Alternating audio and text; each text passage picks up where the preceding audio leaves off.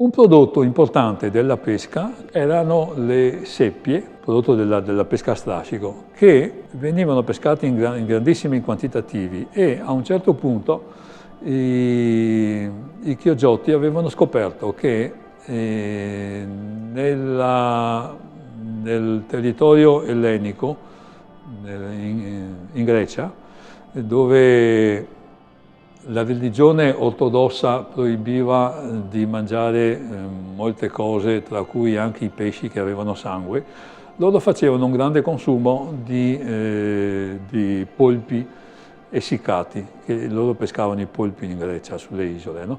Li essiccavano per consumarli durante le quaresime, loro hanno molti giorni di digiuni in cui non possono mangiare il pesce.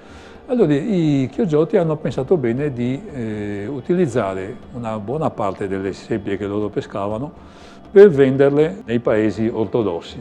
E quindi a Chioggia si era creata, con la pesca a strascico costiera, un'attività di essiccazione delle seppie che venivano essiccate per centinaia e centinaia di quintali, con un sistema di impalcature che erano costruite a Chioggia sull'isola dei Saloni, dove le seppie, infilate con degli stecchi di canna, aperte, lavate, pulite, venivano poste ad essiccare e poi legate a mazzi e messe dentro delle cassette.